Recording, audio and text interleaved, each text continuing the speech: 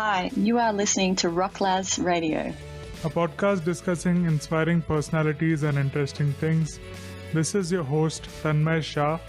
Tanmay is an India-based NFT artist and an entrepreneur with diverse business experience. This podcast is self-sponsored. The best way to support this show is to buy his art, NFTs. You can also become his patron. Kindly share this episode on socials and with your friends.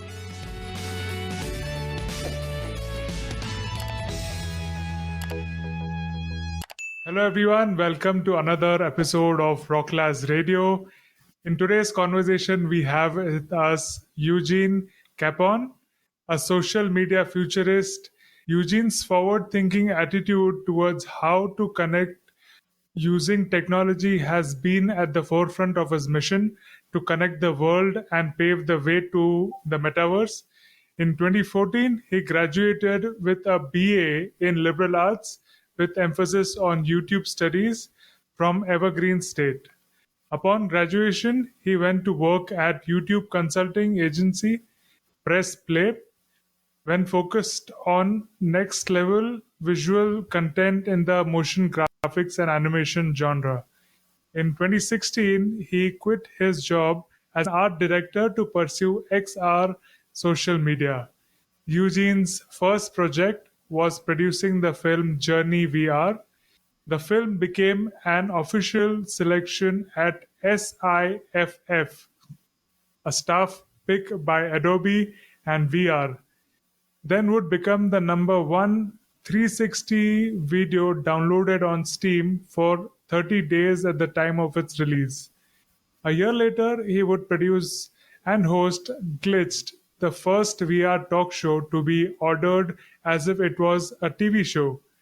The show revolved around interviewing large-name tech and social media influencers like Barna Clues, Nerdgasm, Justin, Jake Roper of Vsauce 3, and Gear Live. The show ran for 3 seasons. Since then, he has been an avid XR creator, making VR videos and 360 animated shorts, which gained millions of views on social media, as well as making appearance to educate the masses on evolution of the social media experience. He also has a podcast named Glitched, a VR podcast. So Eugene, welcome to the show. Hi, thanks for having me. So you have been in the Metaverse since 2005. How was the Metaverse then? Man, it was non-existent. Yeah, so I was thinking about this the other day. I was like, what was the first time I did anything kind of like related to next level media or crypto or NFTs or virtual experiences in like 360 video or VR? And it really occurred to me, it was back in like 2005 when I was taking photos with a camera and stitching them together to create ecto-rectangular maps, which is what you need to have like skyboxes for video games, or what you, if you put them all together, you get a 360 video, right? Which is virtual reality, technically 3 degrees of freedom. So yeah, I mean, I've been searching for like how to push this medium for 17 years now, which is crazy to think about. So and it's been just a crazy ride ever since. You're an OG of the Metaverse and VR experience. Yeah. So I like to say, usually on like Twitter Spaces where you found me, most people in those spaces have only been in the space for like 1, maybe 2 years, right? And so, here I come in, having been in pursuit of this for 17 years, going, I'm the old guy in the room, right? Yeah. So it's definitely been interesting. Eugene, now your volume is clipping. It's too high. So just a little tweak. And we won't restart this time. How about that? How about that? Yeah, now it's perfect. How about Yeah. that? Is it perfect? Is it perfect? Okay. Let some more time Is roll. it perfect? Yeah, okay, it's much better. Is it perfect? Yes, perfect. Okay, cool. Cool. So, OG of the virtual reality and XR. So, many people are not well versed with this word XR and MR. So, could you just explain that in brief? Yeah. So XR means extended reality, and it's the all-encompassing term we use for virtual reality, augmented reality, and mixed reality. Virtual reality is when you have a digital world put over you, right? So you are, from your POV, are in a virtual world. Augmented reality, where augment actually means to add something, but you can, in this instance, you can actually take things away if you really wanted to. It just means your senses are being manipulated by external inputs.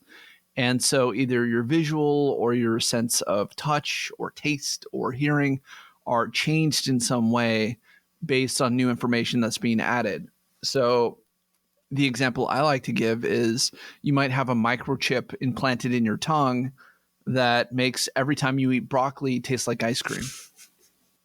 Wow. And that would be a form of virtual reality. And most people only contribute it to like ocular experiences, right?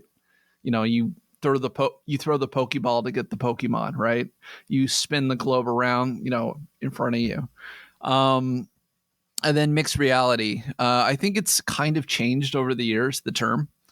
And it used to mean that you as a person are put into a digital environment and not from your view. So kind of imagine like, you know, Roger Rabbit, right? Where you have the human in the cartoon world, right? Or, you know, we see a lot of it right now being used as a form of virtual production. So you might have like a full screen behind you and like an experience running in the background of Unreal, and you're taking video of somebody, you know, acting out in front of it. And what it's really become now is kind of the mixture between virtual reality and augmented reality. You have written a book, All the Things You Can Do in the Metaverse. So, what are the things that we can do in the Metaverse? Yeah. So my kid's book, All the Things You Can Do in the Metaverse. Always wanted to write a book talking about technology in some way. And I got engaged a few months ago. Oh, congratulations. And I now, oh, thank you so much. And now I have a niece and a nephew who are about 4 and 5. And English is not their first language. And I wanted a way to illustrate to them, you know, what Uncle Gene does for a living, right? And Christmas was coming up, and I was looking for like technical books. And I was like, I can't find any for kids on this subject, let alone any with, you know, Asian representation because they're Chinese. And I think that's really important to be able to see them in their own story. So I was like, you know what? You're an artist. You're a creative. You're an author, I guess, or author of writing, I guess. Why don't you just do it yourself? And in 5 weeks, I had a published children's book. Wow. I worked with a children's book artist who sent me the pages back in the wrong format, so I had to redo them. I had 2 different editors take a look at the story I had, and we went back and forth on different topics. And it's this really cool story of a boy and a girl who are waiting for their best friend to show up. And they find a box with 2 VR headsets and they put them on. And a robot appears in front of their eyes when they have the headset on. And he describes that's augmented reality. Then a door opens up and they walk through it and they're in a virtual world and they go to a concert and they find out about mining crypto to buy digital assets and wear things on their avatar. It's a cute story. And you know, it gives a really, really broad overview of what the metaverse should be in like 24 illustrated pages. Wow. So I would put links to that down below. Before this, you're talking about different things that, apart from visuals, we can do. There was a recent video I saw of a Japanese inventor who had done it with the sense of taste. A TV that would give out taste, not just visuals. So what he used to do, I was wondering how is that possible? So they used to play the chocolate on screen, and then there was a printer, and that used they used to spray the ingredients on that foil of plastic, and that would come out in front of the person who's seeing it, and they could lick it and taste it for themselves. Oh, so are they like scanning their brains for output imagery and pairing it up with different senses and tastes? No, it's very what do you say? It's not digital. It's very analogous, because they have this machine behind which has separate chemicals in it with different kind of tastes. So like our regular printer paints out RGB, the colors in different combinations. Those chemicals print out in combination of the ingredient of the thing that has been showing on the screen. So that sprays it on that paper. It comes in front of you, and you actually get to taste or lick that liquid from the foil of plastic. Oh, that's awesome. I haven't seen it, so I can't speak to it. But I definitely think 3D printers, in terms of more than just, printing plastic, are going to be, things we're going to be using in the future. And eventually, hopefully, our tech will get so advanced that we'll have replicators from Star Trek, right? That's the dream. I can just walk over, and instead of having to make coffee, I just go, computer, coffee, black, 2 sugars, and it'll materialize in front of my eyes. Right? Yeah, and the funny part about that video is he made it in 2020 or 21 when the COVID was going, and we were especially not supposed to lick things. forget from touching it. So that was there. And there's another thing which I've seen for that experience, those kind of experience, who cannot travel. So this tourism companies made a box in which there were blowers for wind, and there were some sprays for fragrance, and you could hear the sound of the sea, and then they used to blow different things, and then you used to get a experience of that. So maybe that plugged with the VR set, you could totally get lost in that experience. Oh yeah, no, we've had those for a long time. There's a company I saw at TwitchCon in 2018, 2017, 2018. I want to say they were called WindFX. But anyway, it was basically these RGB wind tunnels that sat with your computer to basically mimic the environment of the video game that you're playing. And so if you were in a really cold environment, it'll have blue light and it'll shoot cold air at you. Or if you're in hell, it'll shoot hot air as you're killing demons and stuff. And I think different devices to basically add to the experience are going to become more commonplace. Definitely, since I've seen those RGB lights that color match your TV and then extend the light out around you, kind of take off for the last year or two. Mm-hmm. There was another thing which I can share. It's from the movie. It's like Disneyland, Universal Studio. So they had this roller coaster ride.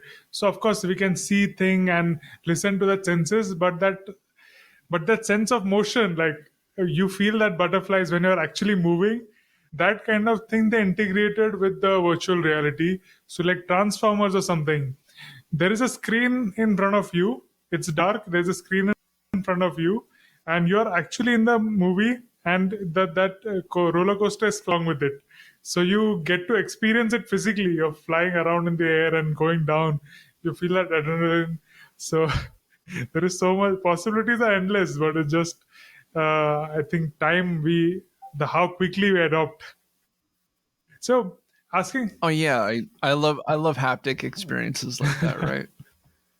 Where it actually matches like the visuals to your inner ear fluid, so it doesn't make the user sick. yeah. So I had a question regarding progress or current status of the VR headset. I had tried once, but it was giving me a bit of eye strain. We are already using PC and all for a lot of time. So, Mhm. what are your comments on the current stage of technology of the VR sets? So I think we're eventually going to get to consumer level human eye resolution. And right now, the only VR headset that does that is crazy expensive. It's not made for the consumer. It's made for like people who work on cars or work on developing brand new cars, right? Like that's the target audience. Um, but eventually the tech will become, more accessible and cheaper. And all of our common headsets will definitely be able to have like 32K resolution, which is what I think you need for human eye resolution. Don't quote me on that. That's I'm trying to pull from memory what it was. I literally just woke up, so um, but we'll definitely get there, and then there are other things that have to happen for us to have like the perfect VR experience, right? Um, for one, we need them to be able to run a little bit faster, so there's no latency, so we can keep a minimum of 60 frames a second, no matter what the load is for the experience, right? And there are a couple of different things I keep talking about as far as getting to like this virtual oasis, right? This metaverse, if you will.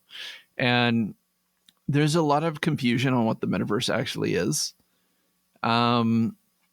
A lot of people, especially in like the NFT communities, are like, "We're building a metaverse," and I'm like, "That's not what you're doing." The metaverse is the entire internet in its third generation, and we're still a couple of years away from it, right? And unfortunately, because of the media that everyone's seen, they all think it's like this interconnected VR world, and everyone's able to have their own metaverse, and that's not what it is. The metaverse is the entire internet in its third generation. And that also includes AR, it includes holoportation, that includes NFTs and crypto. And there's a real ecosystem of different technologies that are going to make this new internet, right? And what's happening right now is we're at the bleeding edge. And so all the technologies are starting to pop up in a big way. And because we're at the bleeding edge, a lot of people think we're already here, and that's not the case. What's eventually going to happen is some sort of educational institution or group of, people with like PhDs who are absolute experts in the subject matter will go, hey, the metaverse starts on this date, and that's when everybody just kind of has to accept it. And I gave a talk at Design Reality probably 4 or 5 years ago, talking about the exact steps we need in terms of virtual reality to actually get to a fully realized third generation of the internet. Right? We need the technology to catch up with our expectations and our aspirations. Right? And so some of those elements of VR are one, the human eye resolution tracking that we talked about. Two, computers need to get to the ability to render the experience at a photogrammetry level, at least, unless you're going for that specific art style in that virtual world, right? And then when we talk about that right now, we're like, well, what if we do everything, server side and we send it over? And I'm like, well, then that leads to latency, right? And when you have latency in virtual reality, your inner ear fluid and what you're visually seeing don't match up. And that's when you get VR sick, right? So we need to fix that. And maybe the answer to that is quantum computing or artificial intelligence that is programmatically calculating what your next moves are. And that way it has those things preloaded into the system so it can auto load on command with zero latency exactly what you're going to do next, right? The next thing we need are avatar realization. And that way, if you're a boy but you feel like a girl, you get to be a girl in the metaverse. If you get to be, a 7-foot blue wolf that shoots fire from your mouth every time you talk, that's what you get to be. And no matter what virtual environment you get to be in, right? So if your avatar is Hello Kitty and you want to play Doom, you get to be Hello Kitty playing Doom, right? Which are complete polar opposites in the gaming world, I think the next thing would be proper portaling systems. So, and I really think Steam dropped the ball on this, as they had the first loadout waiting room for VR headsets. So, back in the day when you put on a VR headset for Steam, they took you to a waiting room. Like, they auto loaded a waiting room, and on the shelves you could see all the different VR games that you had. And once you select one of those, the screen goes white or black, waiting for the game to load up on the other side based on, how fast your computer is. When what should have happened is you stayed in that room, a door opens up, and then once it's loaded on the other side, you can open the door, and that just adds to the experience. And then once you walk through it, there's the game loaded up on the other side, and you're picking, what your menu systems are, or your levels, or whatever else you plan on playing, whatever the experience is on the other side. And so it's those sort of things that we need to continuously work on to get to this, next level, to this new internet. So, amongst the metaverse, so-called, which is your favorite one? Which metaverse is my favorite one? Well, there's only one metaverse. It's the entire internet. What I think you're asking me is, what's my favorite virtual world? Yes. Or my favorite portal, right? Yes. Yeah. And I think that's a really important distinction to make, as in these spaces, a lot of people are saying they're saying metaverses instead of virtual worlds. And that is 100% misinformation that's being spread in the communities, right? And we need to do our best as experts to curb that and make sure that they understand these are not metaverses. Decentraland, Sandbox, Rec Room, Altspace, High Fidelity, VR Chat. These are not metaverses. These are virtual experiences, and some use blockchain technology to keep track of virtual assets. And we need to make that distinction incredibly clear. So what my favorite VR experience, I absolutely love Rec Room. I think Rec Room is great. I'm also not opposed to Beat Saber.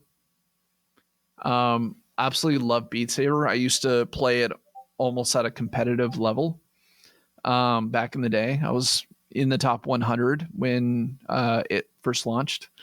And my roommate, he lost like 70 pounds playing Onward and Beat Saber. So he was like a very big boy, and now he's like, yeah, he's a medium-sized boy. He's a small boy with a gut. So how is your fitness routine going? Does it include an experience like that? The Twitter photographs that what is my... How is your fitness routine going? The before and after COVID image that you had shared, and now you seem to be coming back. Oh no, that wasn't. That was like during the beginning of COVID, and since then I've packed on a few more, and now I'm trying to lose it again, right? So because that's what happened. That's what happens in COVID, right? No, I definitely need to play more fitness virtual experiences to keep up, my physical appearance and not look like a a chubby guy. So could you share some videos of that, you working out with the I don't stream that. That's just not something I do. No, a lot of my like my workout is just going to the gym, walking on the treadmill, listening to podcasts or audiobooks, or watching YouTube videos and trying to learn something new all the time. Because I think keeping my brain active is really important. Why I asked that was you have 9.2 million views on pixel.com. That's a free stock website. And there you have shared there you have shared photos of you working out, lifting weights, and doing dishes, wearing the VR set. Yeah. When I first started, I was like, I want to be the face of virtual reality. And how do I do that? And I bet on myself that if I put out a collection of purposely bad VR photos, they would get it for free, by the way. They would get used in things. And I was right, like in a big way. Yeah, so I had this idea to be like, hey, I'm going to make a collection of images and of me just wearing a VR headset and doing like really stupid mundane tasks. And they would probably gain traction. And they did. And they've been used in an estimated 50,000 websites, videos, campaigns, that sort of thing. Wow. I know for a fact that Vice, Adobe, Google Finance, and a bunch of others have actually used my face on their blogs and campaigns and, you know, videos talking about like virtual reality and that sort of thing.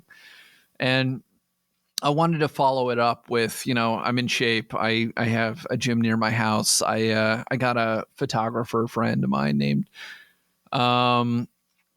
Lewis to go with me, and I worked out in a VR headset, and we made these like really funny photos, and they continued to be a hit. And so it actually got so meta that I was invited to go talk at a conference, and they asked for a headshot, not realizing that the person they were using on their banner for their advertising was me. Wow. And I was like, "Oh, you already got it. It's I'm on your banner." And when they realized that, they're like, maybe we shouldn't, you know, have this guy talk." So that was a really funny experience. I had also seen a photo. I'm not sure if it was you, but that was on a shorts and on blazer, commenting that this is my virtual dating experience. I'm getting ready for the virtual. I don't think that was me. I don't think that was me. I've never done I've never been in a suit and tie and done VR. Or at least I don't think I have. Okay, so you mentioned holoportation. So how would that be? Is that related to holograms, or are we actually talking about transporting at a molecular level? No, we're talking closer to holograms. And there's a number of different companies kind of working on this technology. It's basically 3D photogrammetry in real time being shot over the internet to a different location. And we actually see this in a couple of different ways. I think I've seen some indie startups who have really been pushing the medium. I know Microsoft is working on some really cool stuff in that area. And I mean, of course, there's like the really early versions where you saw like Tupac at Coachella, right? Where he's on stage and he's been dead for a number of years, and you know, suddenly he's on stage, you know, collaborating with other artists all of a sudden. And I think doing you know, say like virtual concerts this way, or going, hey, I have, you know, two book talks at once I need to go give, so I'm gonna go get in this booth. I'm gonna have, you know, TVs of like the audience, and it'll be scanning me in real time as I'm talking, and a holographic version of me is going to pop up in two locations at once, you know, answering questions and going back and forth as if I was there. Awesome. And, you know, I definitely think we're we're in the super early stages of that technology, and it'll be really cool to see like how it evolves over the next 10, 15, 20 years. Have you seen hologram come out in RGB, or are they still in the blue laser like things? I'm not sure what you're asking. So when Normally, we think of holograms, it's usually a person shaped, or the geometry of a person in blue lights, blue laser lights. Mhm. So I'm asking, have they got other where colors they're doing also, or is it just blue? you're thinking like Star Wars, where it's like blue and you see the wave, right? No, they're all in color. They're RGB. I thought for a second you're talking about interconnected lights to create touch points, and therefore you have like brighter. No, What is that? I got what you meant. Let us go ahead and find that out. Interconnected, or LiDAR. I don't know what it's called off the top of my head. I think it's just lights touching each other to create brighter lights at different touch points to create levels of transparency, so it appears that you have depth, right? So why I asked this because when we are visualizing holograms, or there are some couple of artists who make these holographic designs of NFTs, but they always visualize it like that, like the Star Wars lasers and blue light thing. So do you know of any company who is working on that and improving the technology in that? I don't off the top of my head. So holograms aren't like my main focus. Okay. So my experience with them is very much at like the base level. Like I know people who are definitely about it, and I've definitely done like, hey, this is a visual box where if I put my hand in it, I'm going to be able to feel the haptics for it, or the 3D model will freak out because my hand is there and I'm intruding in space, and that's all a program that's like it's a program, right? It's made to have those animations ahead of time based on what I'm doing, right? And so I think they'll definitely get more complicated. I definitely think maybe we'll get to a point where we'll have the 3D shark run out from the wall and try to eat you, and as part of the advertising for the next Jaws movie, like you saw in Back to the Future, right? Yep. So we are talking about two things now. One is wearing VR headsets and then going into a very virtual world. And the second one is wearing nothing. It's just a device that shoots up rays and shows you things in front of you. So they might converge. I'm trying to imagine how they will converge in the end. Like you not... Well, I mean, if we're talking about the cross section between those two, that's just augmented reality, right? and we're working on like smaller headsets right now with like lenses that shoot the light into the lenses based on cameras that they're seeing in front of you, right? And that way you're most people's experience with the AR is like, I'm on Snapchat and I'm going to add a face filter and change my eye color or hair color, or add horrific scars all over my face, or something fun like that, right? But in terms of like going down the road and doing some like really cool, exciting things, I mean, we might get to the point where we do this thing that I call Lord of the Rings view, where you'll wear contact lenses that are synced up to your cell phone, and they have little cameras in them and projectors, and they're being powered by either wireless electricity, or they're being powered by the human body in some way. And basically what's happening is, in real time, it's scanning your environment and overlaying a different reality on top of it, right? So it's taking in the visual information, and it's making everything look like maybe you're in an Elven tavern, right? That sounds So exciting. like I want to live in the the middle world in Middle Earth, or I want to live in Bloodborne, or I want to live on a starship. And if I look outside, I want to see like planets and solar systems and stars and aliens just flying by. And when I'm inside my house, everything looks like um a starship, maybe like a cyberpunk world. And that's all up to the user, as long as you have those experiences. Hold on one second, I'm so sorry. This really sounds exciting. And my other next question was on the same lines. Most of us know or experience VR most commonly on the basis of filter on Instagram or Snapchat.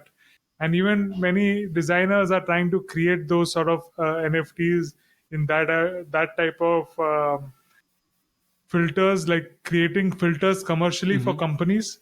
So, what do you think Mm-hmm. are upcoming or next uses of this technology? I definitely think what's happening right now is a lot of um, social media companies are coming out with their own build your AR filter setup. So you have like Snap Lens, you have Effect House, you have Spark AR, and these are all tools for you as a creator to make your own augmented reality applications in a very controlled space, and they make the level of accessibility much higher to the everyday person. Right, that's what these tools are for. So what we're seeing is people using them in a really, really creative way, where they, maybe they have an indie film coming out and they make a lens filter advertising the movie, right? And then they share it to their friends and family, and they use it to, like, oh, hey, look at this cool filter I found on Instagram or TikTok. And suddenly it's turning every person into a micro influencer, right? Which is, I think, just super cool. Probably one of the more creative ways that we've used it is we worked on a clothing brand called Chamber 01, which is a cyberpunk clothing brand. And we made an AR lookbook.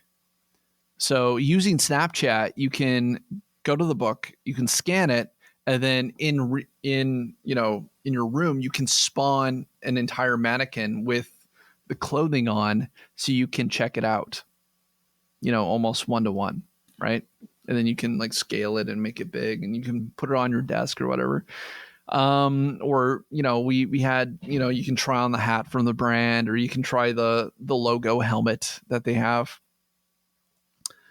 And so I think there's going to be more use cases like that, and eventually, hopefully, it'll get to the point where people are going to be going to the store, they'll be shopping, and instead of trying on an outfit, they'll hit a few buttons on a screen, and the mirror in itself will render it over them, based on their vision, like maybe they have Tobii eye tracker or something, and it'll be 1-to-1, and they'll be like, oh, hey, look, I have it on without actually having to put on the outfit, right?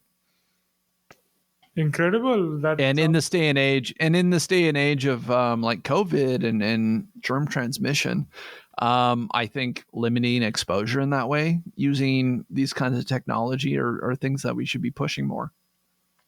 you said you already worked for a brand like that. So if any of our listeners wants to get in touch with you or get something made of like that, can they contact you? I'll drop the. Yeah. So I own a production company called Studio Capon. We actually formed the company when we sold Glitched for a third season. So it's owned by me, Tavis Hamilton, and Topher Welsh. Topher Welsh created After Effects Seattle, which is one of the biggest motion design user groups in the United States. The meetings pre-COVID were actually at the Adobe Fremont campus for about 10 years prior to COVID. So, I mean, that relationship is still there. And yeah, so if you want to get in touch with me, you go to studiocapon.com and just send us an email, and we'll get in touch with you and we'll talk about your needs. Awesome. I'll drop all the links in the description. You also have created a lot of 360-degree video, and those are really fun to watch on YouTube. Pac-Man and Super Mario, Donkey Kong. So, how did you get an idea of those to create those? So I have a bachelor's degree in YouTube studies, and because of that, I have a fairly good idea of what will probably go viral or get a lot of hits. And so there's this thing called the 4-quadrant method, and it was developed by Cinesaurus, which is a motion design company that's very good at what they do. And basically, the 4 elements to, like, nobody can create a viral video, right? That's just not a thing. But you can do certain things to increase your chances of it taking off, right? And so the 4-quadrant method is what I use as a way of gauging whether or not a project should be made, right? Whether I want it to go take off or this is something I'm making for me, right? And the 4-quadrant method is fandom, right? Is there already a fan for this particular content, right? So maybe I'm making something for Avatar: The Last Airbender, or Mario, or Mickey Mouse, or something Disney related, where the video has something to do with those elements. There's a ton of people already interested in that subject matter, and because of that, they're more likely to click on it rather than just a rando video, right? The second thing is flagpole content, right? So I did a YouTube video called Sonic VR, and I released it right after the Sonic the Hedgehog movie got released, right? And because of that timing, right, it's at like it's between 1 and 2 million views right now, right? Because there was an increase in people looking for that kind of subject matter, probably especially kids who, have access to cell phones, and they were like, "Oh, hey, I can be Sonic in a 360 video on YouTube." I mean, that's the base into getting into VR, and that's why we create them. And so because of that flagpole content, we were able to get those views. And that doesn't have to be just like movie releases. That can be, Christmas or New Year's or the Oscars, which is a yearly event, or, around like Halloween, spooky music always like takes off on YouTube, right? The next thing is quality. Like, it has to be good, right? I mean, there's a lot of videos that are just not great quality wise that take off. And I think that's a special type of exception to the rule, right? So, and with that, it's much easier to get views with a high quality video or an extremely low quality video with a humorous tone than, a mediocre video, right? That is kind of good. And then the fourth thing is you have to market your video. What usually happens is people will finish their YouTube video, they'll upload it, and I'll be like, "Okay, what's next?" And they're like, "Oh, I'm starting on the next video." I'm like, "You didn't share your last one anywhere. What's the point?" Right? So you need to, take your content, you need to share it everywhere, you need to send it to people, you need to put it on forums, you need to contact the, owners of certain groups who have, communities who are already interested in this content. You need to be like, "Hey, I made this video. It fits with your audience. We're doing it in a new and unique way," which becomes your hook. And would you allow me to share it with your community, right? And so those are all the different things that you need to do to try to get views, especially early on before you have an established audience, to get things seen. And so, I mean, our audience is small. It's like 30,000 people are subscribed to the YouTube channel, but we're approaching 18 to 20 million views probably by the end of the year. That is not small at all. I mean, I've, in comparison to like some of the other quote unquote influencers that I've worked with, like you were talking about, like Barnacules Nerdgasm, iJustine, those Jake Roper from Vsauce 3, all those people who came onto our show either doing the virtual reality show or the podcast early on. I mean, those are not small creators. All those guys are between 1 and 10 million followers. And in comparison, 30,000 views, or 30,000 subscribers, that's nothing.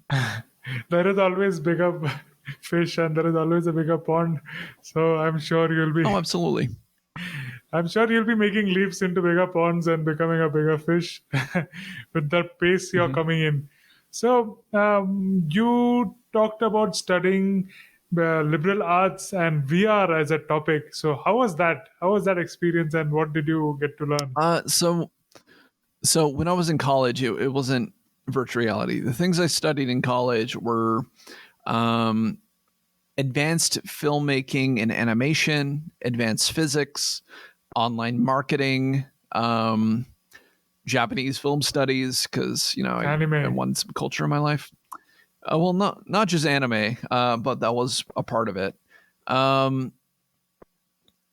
So those are all the different things that I was studying. And when you go to Evergreen State, they have a choose your own curriculum.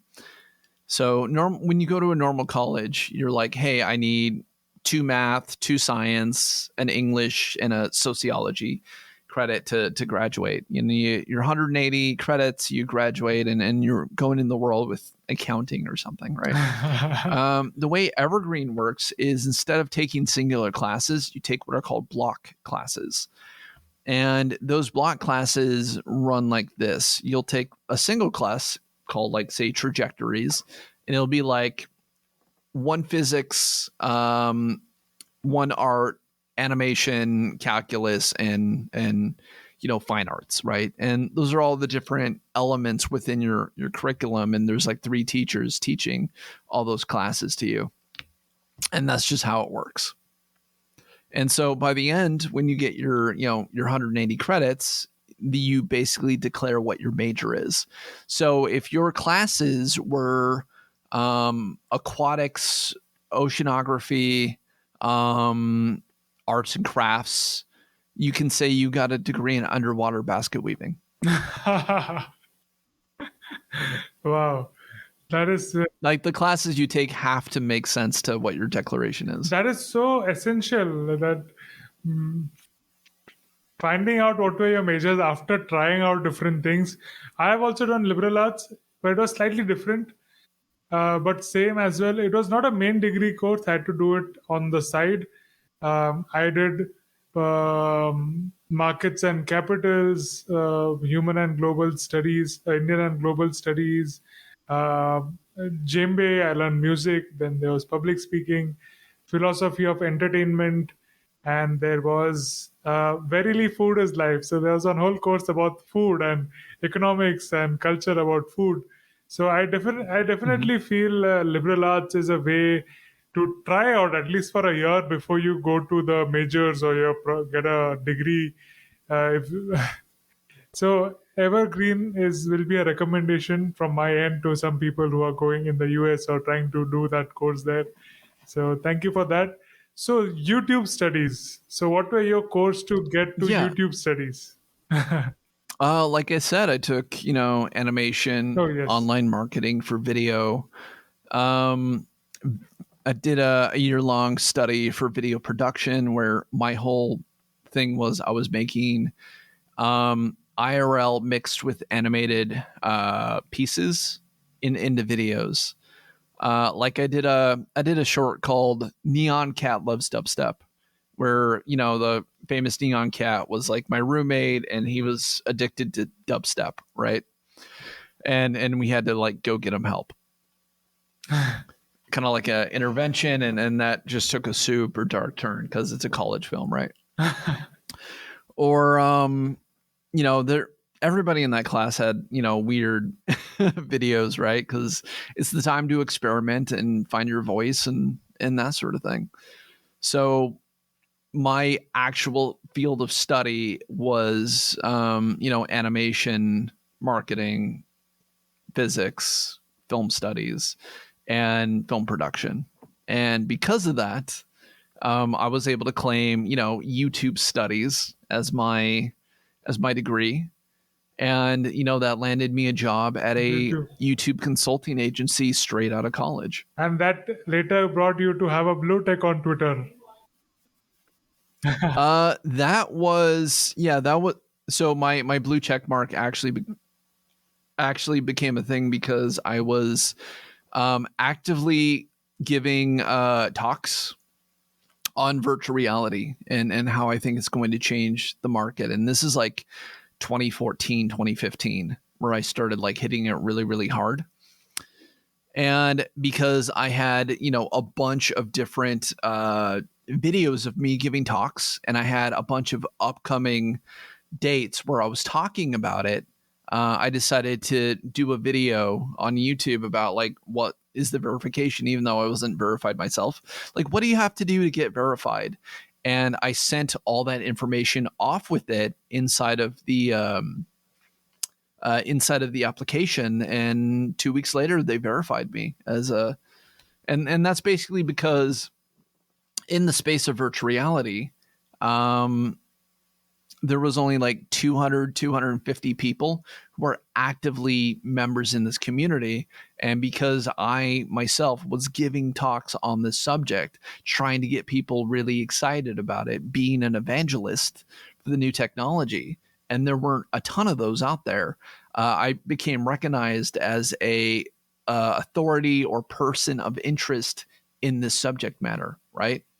And it wasn't just me talking about it. I was actually creating stuff in this world. I was making 360 films. I had that, film that became the number one selling VR 360 video experience on Steam for 30 days when it launched, which was crazy to me.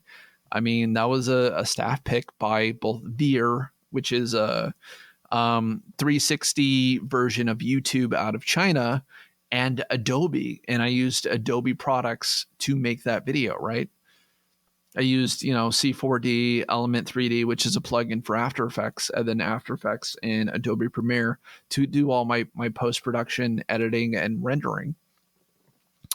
So, I mean, it was, figuring out things that weren't really available to everybody else, cobbling things together, and really being inventive with my own creations, and then finding success within those innovations. So I mean, that's what got me my blue check mark. You are an authority. Definitely, you're an authority in this field. How did you get into VR in the first place? How did you get introduced to this? Like I said, I was making like 360 images and ecto-rectangular maps and animated content, back in community college. Like getting to know about 360 videos, how did that happen? Like through a search on YouTube, or was that, how did you first get a glimpse of it? I don't remember what my first 360 video was. But the VR experience that solidified everything for me was I was at After Effects Seattle, and at the end of the meetings, everybody goes down the street to this bar. And it was like winter, it was raining. And around the time that all the big VR headsets were going to like Indiegogo to, be put on the market, this guy named Lou Ward, who's a designer, animator, developer at Microsoft, was working on his own VR experience that he was running on his cell phone. And he had like a Google Cardboard, basically, that he was showing this experience that he was building to everybody. And it was the Disney's Iron Giant walking over, picking you up, and walking with you in his hand. Wow. And I was like, damn. Like I took it, like I did that, like it was unfinished. A lot of pieces didn't have textures, and the animals in the scene didn't have like skin and stuff or animation. And like I took it off, and it, like, everything kind of clicked at that moment for me. Like I'd spent so long searching for like the next big thing, like trying to innovate, and here's this guy who was actively working on something that I was trying to create myself. And, you know, I saved up from my job for about 3 months as an art director, and I quit to pursue VR full time. And that was like 8 years ago now. And that was literally the best decision I've ever made in my life. Awesome. Getting picked or getting a first glimpse by that expert or a big whale in that field, it's such an awesome, exciting thing to hear itself. You mentioned different tools that you used, Cinema 4D and Adobe. So for a person starting in, which tools would you suggest? So the tools that I used back then are going to be vastly different from the tools that I use now, right? If you are looking to create high-end 360 videos, I would recommend using Unreal, right? And maybe if you're just starting, you know, Blender. Maybe if you want something more robust, you know, C4D or Maya would be a great way to go. What I was using, because the tools weren't like super readily available to everybody, was I was using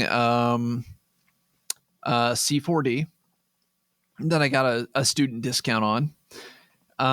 And I was using the Adobe Creative Cloud. I was using specifically After Effects. And this company called Video Copilot created a plugin called Element 3D.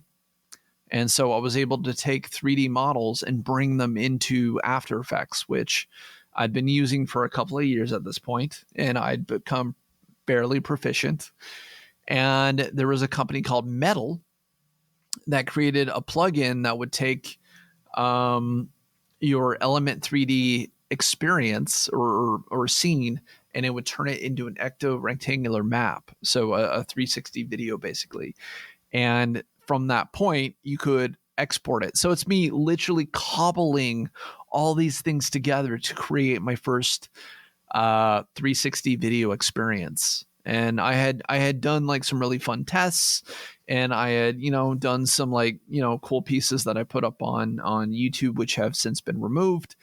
But there was an event called Seattle Fashion Week, and they were like, hey, does anybody know how to do VR or have any VR experiences? We would love for you to come and, you know, show off your stuff at our event.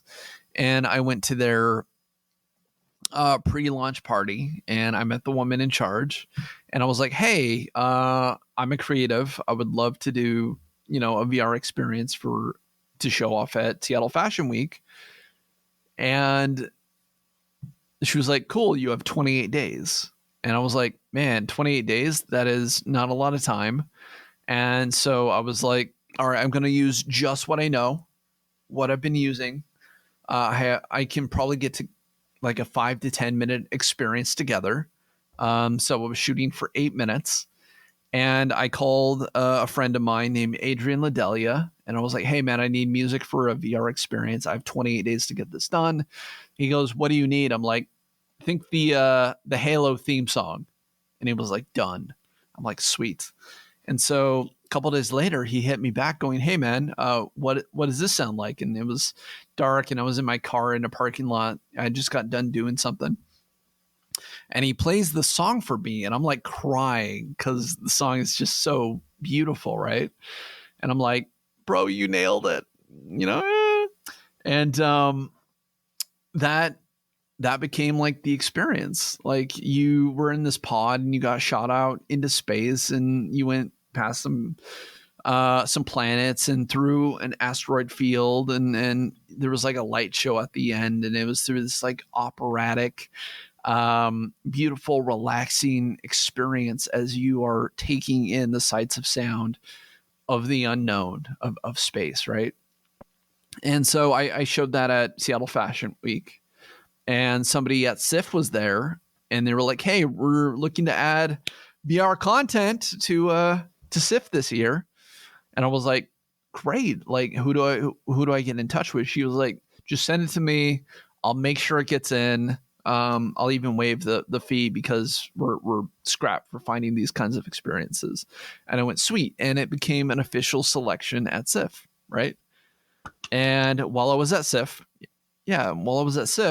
Valve was giving a presentation there going, "Hey, we're looking for 360 films to put onto Steam as part of our rental service that we're launching." And I got the card from him, and I was like, "Hey, I have a piece here." And he goes, "What's your piece?" I was like, "It's called Journey VR." He goes, "Oh, I saw that. Send it to me, and we'll waive the fee to get it onto the platform." And I was like, "Excellent." So I got it in, and for 30 days, it became the number one selling 360 video experience. Wow. And Steam is not a small platform, right? Absolutely. It's the biggest, and what an amazing dominoes effect.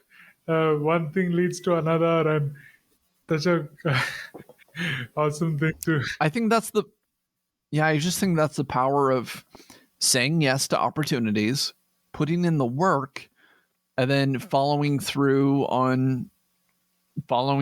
guess, right? Just 28 days to create that, and having collaborating with all those successes from it. Yeah, but if I think about this, if I had not been proactive enough to go to this show, right, to go up to the person in charge to ask about it, and how many people would actually do that? I would say like 95% of people would be like, "Dude, that sounds like so much work." But, look at all the stuff, great, amazing things that happened from me saying yes and going through the motions of trying to get, my stuff seen. Absolutely. Just ask, or just be in the place, and have the guts, or maybe just go and ask. I think that's what I would gain insight from this. Another insight would be to be there at the right place. So I think Seattle and cities like that, it's very happening where all these things are coming together. But do you think, is there an equivalent where online events like this happen, or people can join in to access such opportunities these days? Like, are you talking about where can people go to find these kinds of experiences, or are you talking about these kinds of opportunities? These kind of opportunities. So for anybody looking to get started that wants to spend the time to build in these spaces, I would say go to hackathons, go to game jams, go to create-a-thons. These kinds of events are made for you to go meet people who are motivated, who are looking to create something in a very short amount of time, and work with those people. And in 2 to 3 days, you will have a finished product to either, release it in the world as is, or continue to work on and try to make it, bigger. Awesome. That's a great idea and insight. You have written in the bio, and you call yourself social media futurist. What do you mean by that? Mm-hmm. So my background specifically is in social media, but the things I do for the public is I get on stages and I talk about the future of the internet, right? The road to the metaverse. How do we get there? What are the things that we need to actively do and create to uplift the community to continue to add bricks to that road, right? And so I'm talking on the different elements of what we have to do to actually get there. And so I might as well blend the thing I'm talking about with the thing I'm an expert in. And, there you have it, social media futurist. So you are also an authority on social media. What are the couple of tips that you would share with the audience? Don't focus on the numbers. Don't focus on the money. Everybody has their own reason for doing social media content, right? And for the average person, it's not to build a massive audience. It's to, talk with their friends, to be part of a community, to while growing a big audience is nice, it's not for everybody. It's not monetarily stable. I mean, if you go to the bottom of the top 3% of all professional content creators on YouTube, the average creator at that level is only making $16,800 a year US. And for this area, that is lower than the poverty line, right?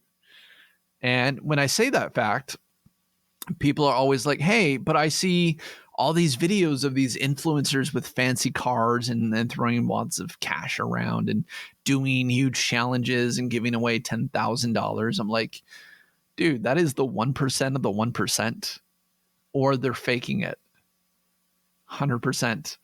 I guarantee most people in those videos do not have that kind of money to flex, right? It's all entertainment value. It's fake. And unfortunately, when it looks like you have a ton of money, it's very easy to, gain false approval, right? So my advice to people looking to grow an audience on social media is, 1, do it for the right reasons. 2, 1,000 dedicated fans is better than 1,000,000 lukewarm fans.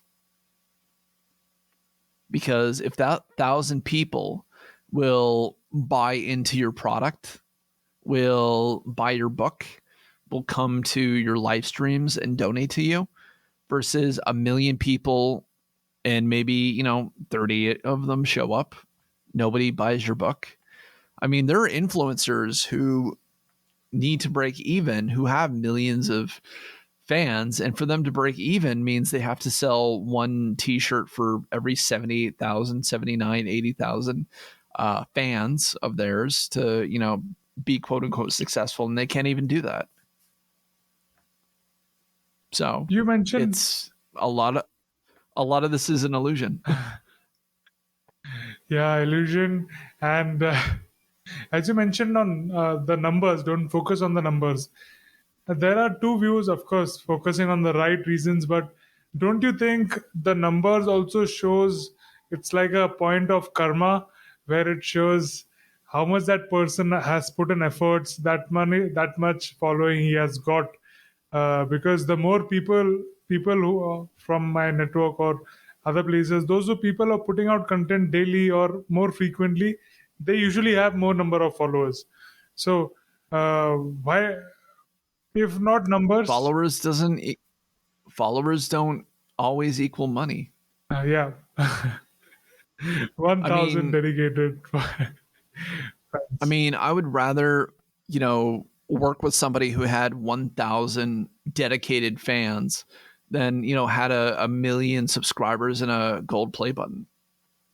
And that's because the quality of the work usually vastly differs, or the messaging that they have is superior. Could you name a couple of those people as you have been? Yeah. So like, I think Shelly Saves the Day is a underrated YouTuber. I think Metal for Breakfast is somebody who you should pay attention to. I know he was doing live streams, and his live streams were always next level, even though he only had, 20, 30 people in each stream. And I definitely think he deserved more. What is Or this? deserves What is more. their content about? Shelley Saves the Day is a social media educator, and she actually worked at TubeBuddy for a little while, and she has a play button from working with them. And she is a great educator on how to put together live streams, right? Metal for Breakfast is he's like a smaller version of Dr. Disrespect, where he's just a funny character. He plays lots of metal. He plays games with glasses on, and he talks to a robot. I love his live streams. Yeah, so I mean, those are the sort of people in my ecosystem that I absolutely love to watch when I have time. You mentioned your favorite YouTubers. What are your favorite movies? Oh God, I'm a little bit of a cinephile. So like some of my favorite movies are the Matrix trilogy, obviously. Scott Pilgrim versus the World. Kung Fu Hustle is a great film that I absolutely love.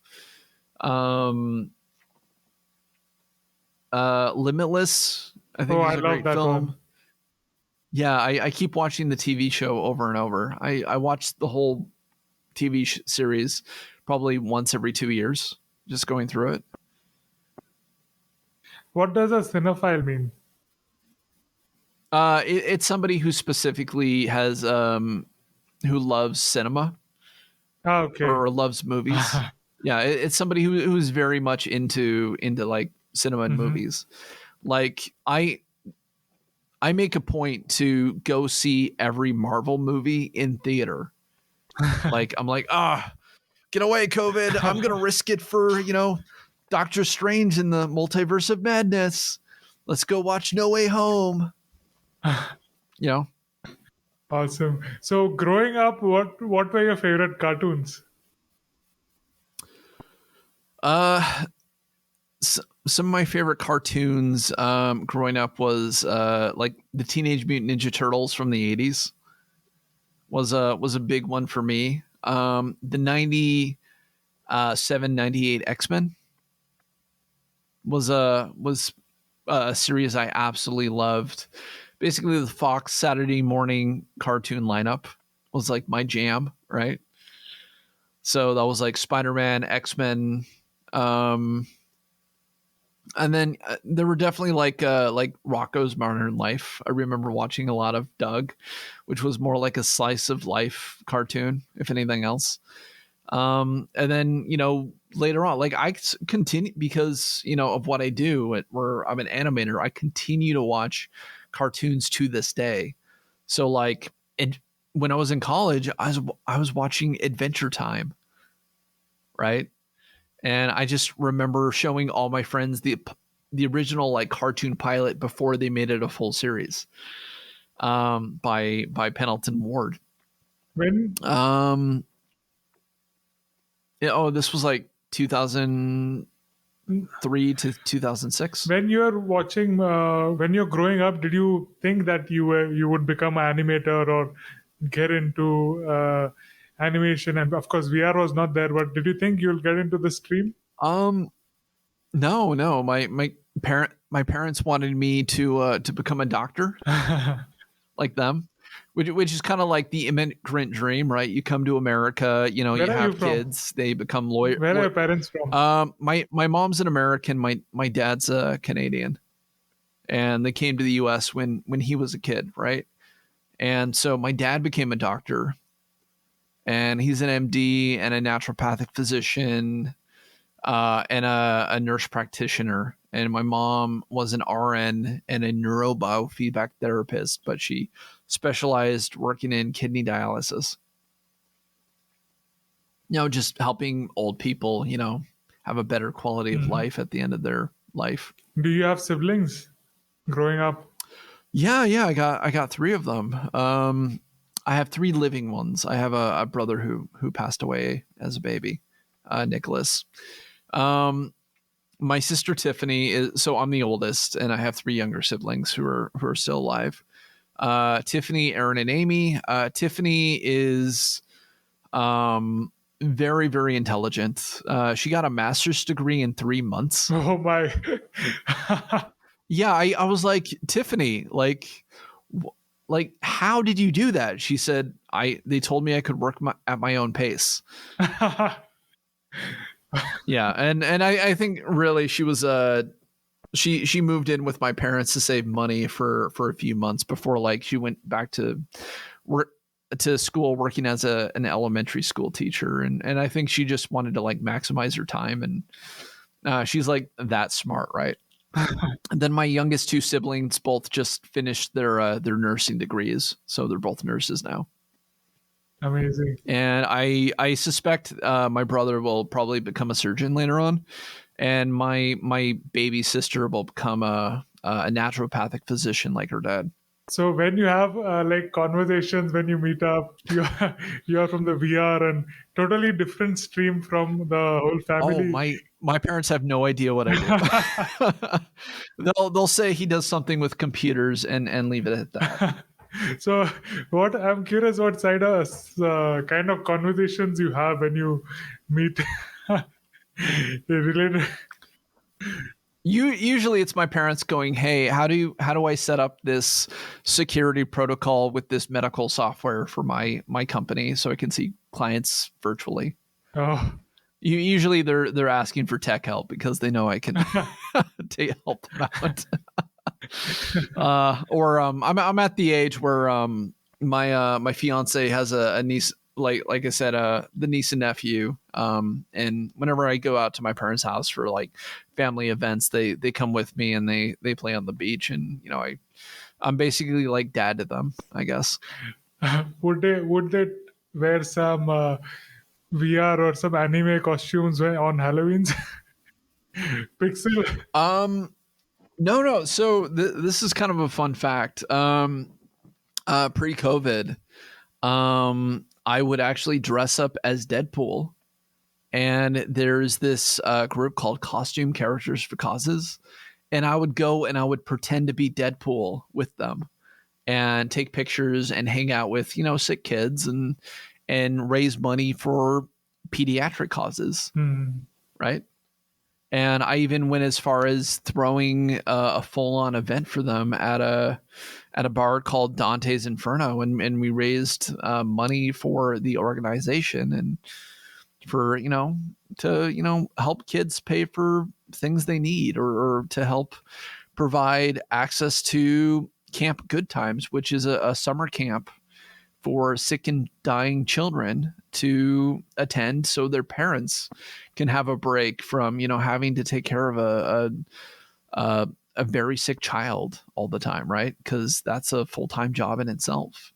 And by doing that and doing it in a really fun way, I think I'm helping the world become a better place. And I'm hoping that once we get over COVID forever, that I can go back to volunteering my time in that manner. How did you find that cause, or how did you relate to that? Was it a accident or? So I used to be the senior editor at a YouTube channel called Comic Shop TV for 4 years. Comic Shop and TV. Yeah, it was called Comic Shop TV. It couldn't keep up with other outfits like Geek and Sundry, so it eventually got shut down. But for 4 years, I was the senior editor there, and I was editing and managing and writing YouTube videos, like sketches and stuff. And part of my job is I would go out to like Comic-Con, SakuraCon, and AVI, or which is the Aniviro, which is the anime international festival, I guess, in Canada. And I would film cosplayers in their costumes, and then I would use After Effects to give them superpowers in post. And that way we would be putting out videos of these like cosplay videos, and it was a lot of fun to do. Fun. And through that's where I discovered the group, as they had a lot of participants who were in costumes, obviously, and I'd go over and I'd pull them out one by one, and I would go film with them for a while and come back and get the next one. And it was just a great place. And through those transactions, I got to know them pretty well.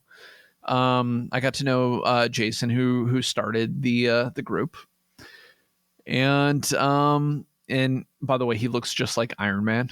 Okay. He looks like Robert Downey Jr., so he'd cosplay as Iron Man. And eventually got to a point where we were on a first name basis, and I was starting to volunteer my time with them.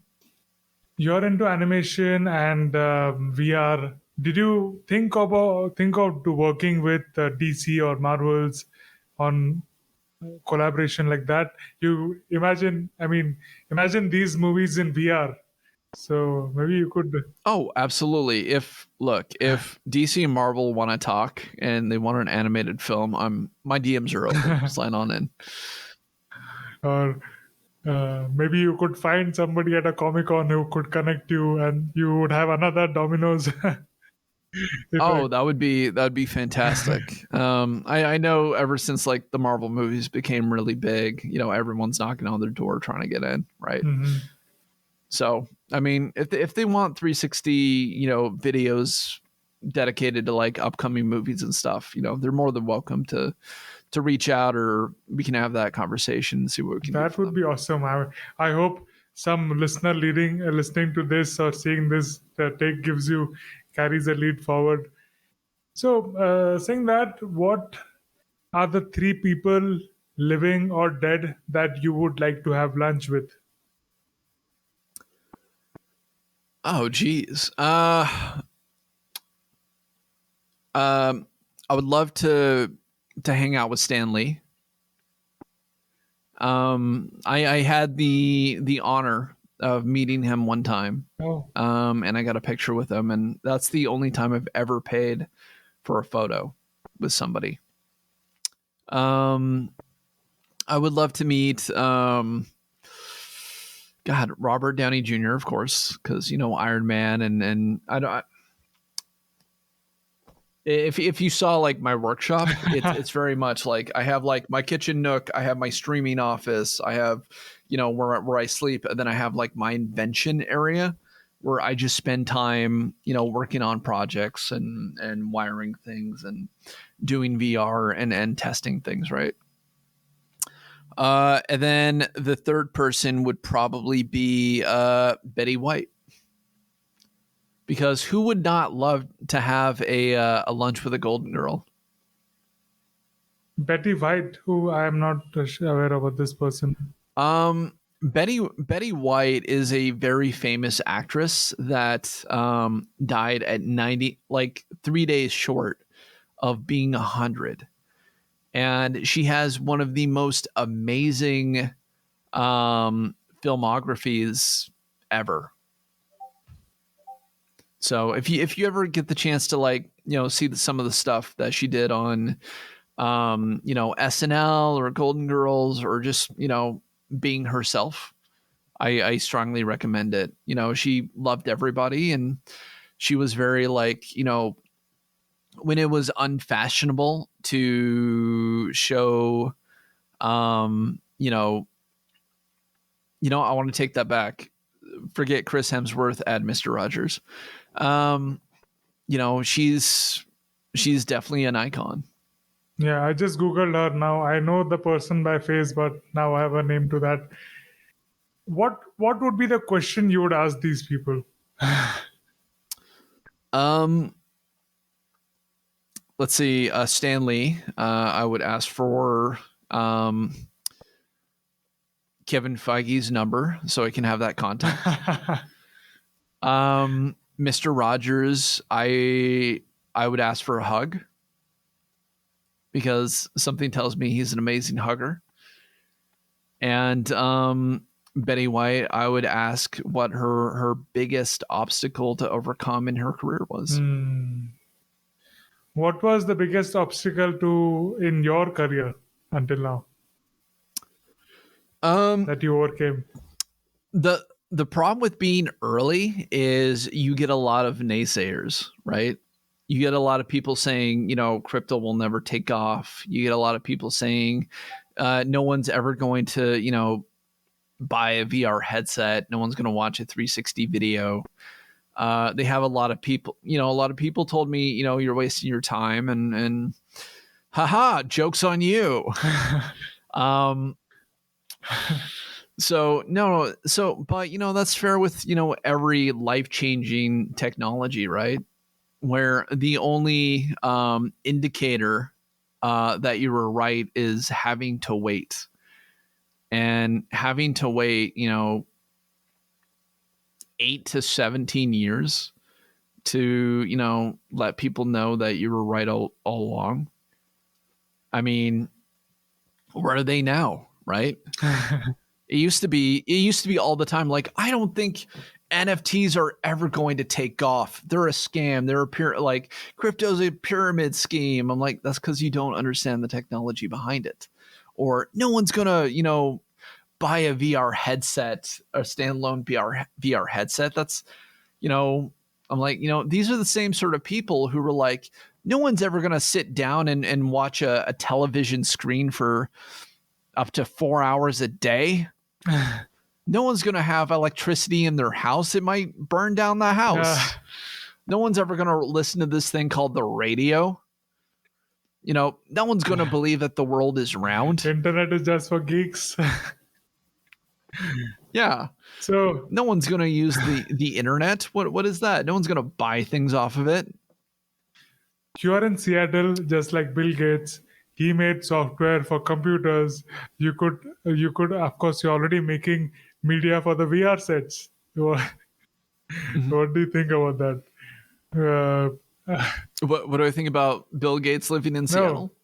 Or he's he made software and I'm making virtual experiences. So like software for computer, virtual experiences for VR sets. So you could, of course, you have a company, but you could scale it like that. Become just one go-to place or the best place for VR experiences. I'll get a computer from HP or Asus, but I'll definitely get media content from a Capon studio, something like that. Yeah, I mean, there are already like a lot of platforms that have a lot more money than we do. And they're able to pull better resources into those spaces. And so what we need to do over here is to, get more clients, funnel money into more sustainable projects for long-term revenue. And then we can better be equipped to build tools for the community, right? And I think that's really what I think you're alluding to is, Bill Gates built an OS, right? An operating system for the common computer. He built Windows. And what I think you're alluding to is why aren't you building an OS to maintain those kinds of experiences, right? Yeah. and I would say probably because I'm more on the creative side than the foundational side. I mean, there are already companies out there who do this, amazingly, right? In terms of, having different experiences on their platform and giving that availability to the masses. I mean, there are people who do it better than us, and we need to focus on, what we do really, really well is, call things early, try to innovate where we can, and hopefully we'll have, a lot more money to do it bigger and better in the future. So you're like the production studio, like HBO or maybe Netflix, their own internal series, content to enjoy for the audience on the VR sets, or experiences for companies that they can use to market their own products or experiences, or something like that, isn't it? That's absolutely right. Right now we are a media company, right? We're creating experiences. And then the other parts of it is we're actively trying to, build tools for the community, and eventually we can, tell people what those tools are. So keep an eye out. And, from there, we'll probably do it bigger and better down the road. On the same lines, what gets you excited about the future? Just the sheer immaculate possibilities that lay before us. Like my skill is I have a very high visual acuity. So it's very easy for me to think about all the different outcomes for based on the information that are given in front of me. That's what I do extremely well. And that's why by imagining all the finishing scenarios, I can kind of look at the market and go, these are the supporting factors of why I think this outcome is going to be more relevant and more likely compared to all the other, talking through with all the other outcomes in my head, right? And based on that, that becomes my predictions. And, so far I've been pretty much on the right track. The way that NFTs kind of became like a marketplace for art definitely threw me off. Like that was something I did not see.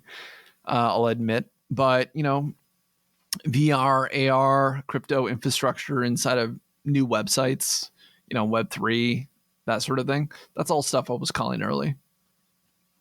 Are you minting NFTs of the VR experiences? Yeah. So right now, I'm doing a test right now, where if you fill out a form, I will send you a free NFT. I have 500 of them.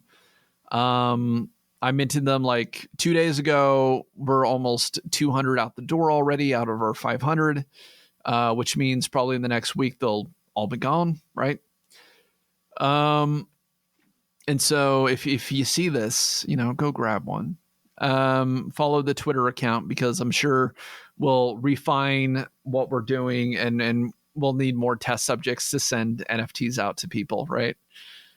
So, if you want some free NFTs of probably my severed head, that's what the NFT is. It's my severed head glitching out and being in this like cool visual style. And actually, this is it behind me. Mm-hmm. Hold on.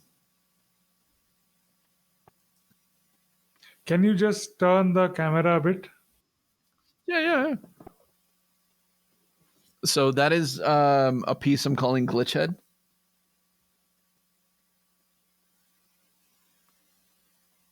It's just, an animated loop.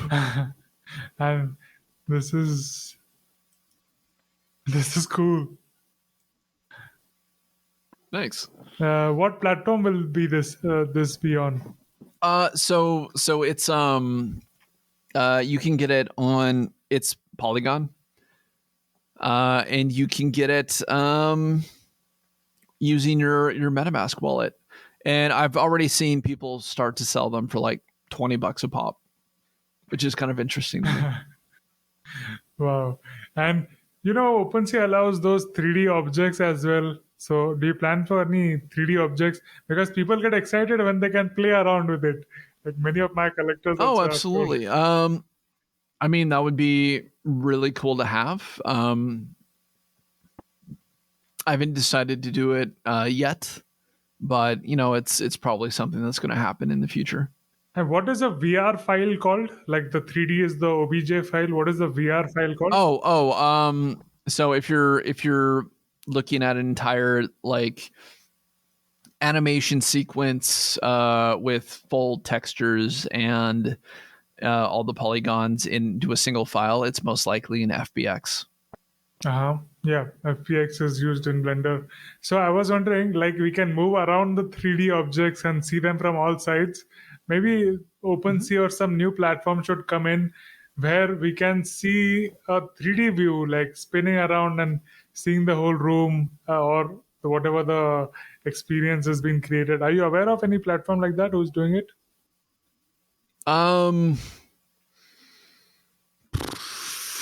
Not off the top of my head. Hmm. But that would be Was that you or me? what happened.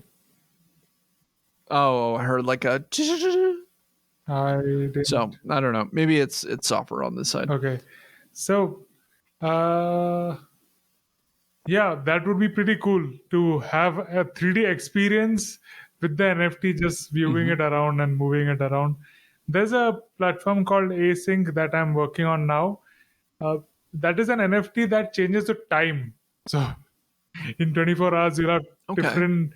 different NFTs there. It changes with time, or in future they are going to have different things also. I'm pretty excited about creating an NFT that changes with the price and gas fees. So you fill in the data or connect with the data which is internationally available, and then you fill in those what you want the outcome to be, and then it goes autonomously. So whenever the market is Huh. down, you will see that a bear maybe, or whenever the market is up, you'll see a bull running or something like that. Whatever you want to put it out. You can do that for seasons also, for spring, fall, and the trees are doing their thing. So that's pretty exciting. I'll share it with you once Well, that's interesting. it's done. Huh. So yeah, there's so many things that we can do, and I'm pretty excited about as you mentioned, possibilities of what can happen here. There's another thing I was discussing with a friend in Bangalore about the possibility of education industry with the 3D. So I got an idea that just like we have those Google Maps where you can turn around with the mouse and see those maps, we can also create a classroom experience of a museum or some scientific experiment that is risky to be done in present. Something like that can be done into a video or a experience of that sort. What do you think about being a creator in educational field for giving those 3D classes or experiences? So are we talking specifically in virtual reality Yeah, or augmented in reality or 360 video? all of, so I'm talking about XR. All of Yeah, I think having glasses that have different experiences automatically play when you're in a physical environment. Say it sees a QR code and then it knows to launch set experience around you that interacts with the the life piece in front of you, like maybe fire starts going and cavemen start moving around or something. Or, I think that would be a really, really cool experience. I think when we have VR and AR in the learning environment, I think that's a better way to do it than inside of the real world, specifically of how your brain chemistry reacts to being in virtual environments. And this is a really cool little fact. So in your brain, you have this thing called the hippocampus, and its core function is to take short-term memory and convert it into long-term memory, right? But years ago, we found out that you have these things called GPS cells. GPS and that is your cells. Wow. GPS cells. And that is your evolutionary response to being able to find your way back home at the end of the day, right? So you get in your car, they fire off, you get to the edge of the street, they fire off when you get to the highway, they fire off when you get to work, they fire off, right? And so and that is your evolutionary response to being able to find your way back to your hut or your tribe or your cave or your structure or dwelling, whatever your pre-ancestral home was, right? And so what we found out is when you are in a virtual environment, those GPS cells fire off more frequently and more randomly because it knows it's in a virtual environment of the real world, right? And therefore, it's estimated that you have up to a 30% higher memory retention than in the real world. Absolutely. So that's a new term, GPS sales, and yeah, that's totally understandable. What is on your bucket list next? Oh man, I'm talking at New York NFT. Oh wow. So I'll be flying out to that to speak there. There's a couple of different events here in Seattle I hope to go speak at. And then, my tour schedule will obviously, shut down during COVID, right? And now that things are opening back up, I hope to be traveling more. Hopefully make it to, Dubai and Canada and back to China to go give talks on this subject. Wow. That sounds incredible. Going around in real life and talking and sharing experience as well as talking about it. I'm totally for following you and subscribing everywhere, and I would insist the listeners also to do that. Some other, many more exciting things coming up. So, Yeah, well, talking on stages about the future of social media is kind of how I paid the bills.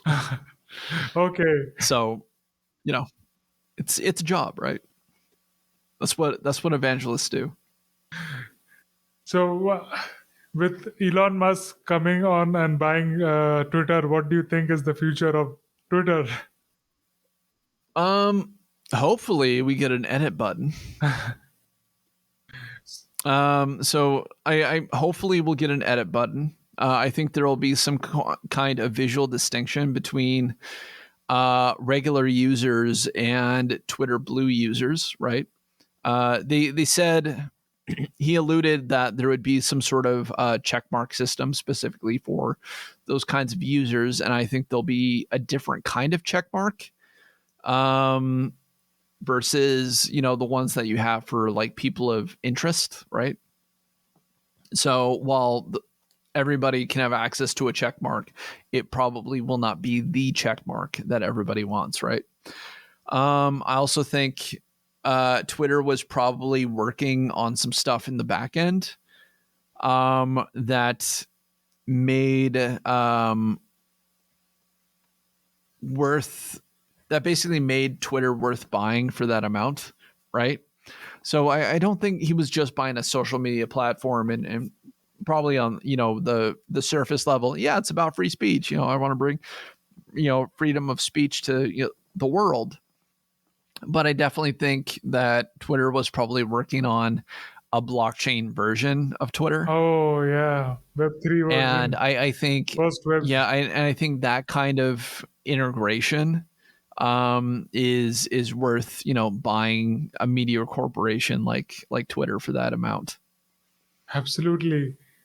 Web3 on a blockchain, that would be exciting. They've already taken steps, as the listeners might be knowing, in the PFPs to authenticate those. So on the TED Talk which he had recently, he was sharing that he wants all humans to have the check marks and fight against the spam bots and make it. That would be great. I get probably 10 to 15 spam bots sending me messages every single day. I get between 100 and 150 requests to go join NFT communities every single week. And there's no way I can do that. Like, I don't have that kind of money to, join each and every one. Absolutely. So, and also he wants to make the algorithm open source. That now everyone tries to figure out what is the algorithm, go for it. What is, how do you get the maximum visibility or maximum traction, and he wants to make that open source. That would be cool, right? I think especially as somebody who's both a futurist and a social media expert, I would love to see, the algorithm back end, right? I mean, there's definitely a lot of like speculation to exactly how it works. Usually the lifespan of a tweet is about 12 minutes Yeah. versus YouTube where it's, 48, 36 hours. Facebook, it's, 16 hours maybe. So what are the top platforms that you use or that you have found most beneficial? Most beneficial platforms that I use, Twitter, obviously. YouTube would be, up there as well. Restream.io allows me to stream out to different things. OBS allows me to control all my different content in a very fast pace when I'm doing my live streams. I built my own digital assistant website that basically keeps track of all my links and tasks and stuff. And so, though it's not out to the public, Is it like a link for tree? me, that's not exactly. It's a lot more robust. And I built it for my own needs, and that is probably the most beneficial platform that I have. Yeah, so many things to keep track of. Absolutely. You like the social media distribution cycle is ever increasing, right? And so sometimes, when you're creating content and you got to put it on all the other platforms, you miss one or two, right? And by having a virtual assistant that basically makes sure that I'm going down the line so I don't forget anything is super beneficial to have. So many platforms, and you're totally into social media. How do you not get distracted and stay on focus? Or because algorithms of Instagram and all other platform are fighting for the attention to keep you on the platform and keep you engaged all the time and keep you distracted that you don't do your real work. How do you fight those algorithms? I find setting timers is really important. I have a Pavlov watch, which basically monitors my my activity on social media, and if I'm on it for too long, it electrocutes my hand. Oh, Yeah. And I did that for a while to like train myself to like come back to reality, right? Because we get on like TikTok and we scroll through, right? And by the way, TikTok is another. So in terms of like usability in like these platforms, I think if you want longevity, YouTube is best. If you want to build a community, Twitter is best. If you want engagement or you want that like connection to views, I think TikTok is best. Right? Those are probably the three platforms that I would say are like the prime examples right now. you didn't mention Facebook at all and Snapchat at all. So what No. I think Facebook is on the other side of its social media life cycle, and going it's down? dying. Yeah, And that's why they have Oculus. That's why they launched Horizons. And it's basically what happens when a media company can't add any more users. get it. They start losing market share. When they lose market share, they lose investors. When they lose investors, they can't buy companies to stay innovative, right? And so what happens is you either have to buy companies that are innovative and add them to your conglomerate, and you have to shift with the market, and that's how you stay afloat. And so by Facebook becoming Meta, that was their intent. And so Facebook in itself is not a platform that has any sway over me. Meta as a company, on the other hand, I'm really interested in seeing what they do in the future. but they haven't really shown me any real innovation. Their entire We're Meta, a video that they released, there wasn't a single original idea in that video. Mm-hmm. Everything that they were showing, going, hey, we're working on this, had already been created sometime over the last 20 years in some way or another. And it's been so long since they declared that or that video came out, but there's still no virtual experience or the virtual world that has been from their end. What did you think about that?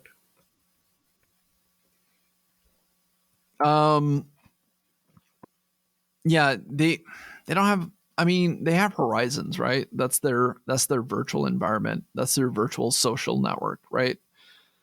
You know, that's where you're able to create things and you know, have things sold on the blockchain for them, right? Mm-hmm. I mean, that's their next play, and unfortunately, there's so many other VR social networks that do it better than them in the space. Like I think Rec Room is probably the best version of a virtual world that we have. That is Not in the terms of like how it looks, but in the terms of community functionality and branding. I think Gravity Labs is doing a fantastic job with Rec Room. Rec Room is a new name for me. Last couple of episodes ago, we had Bit Pixie from Crypto Voxels, and she gave an amazing tour of how it works and of that. So I will definitely go and check out Rec Room after this.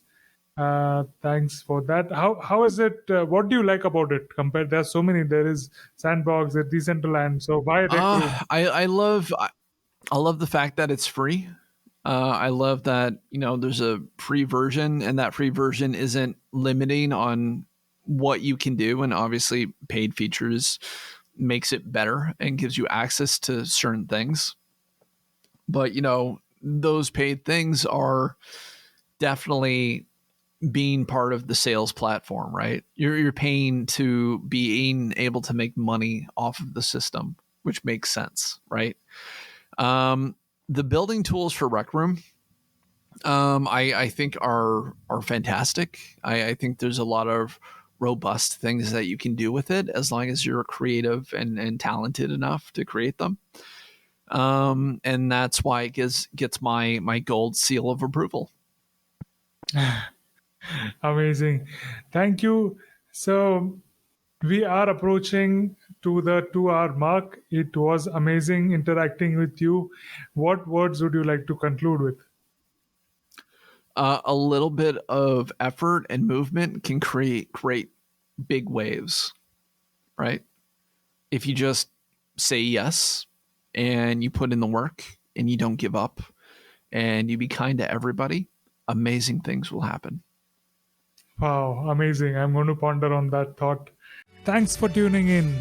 Connect with me on Twitter and Instagram to get updates on the new shows and to participate on live recordings. All links are mentioned in the show notes.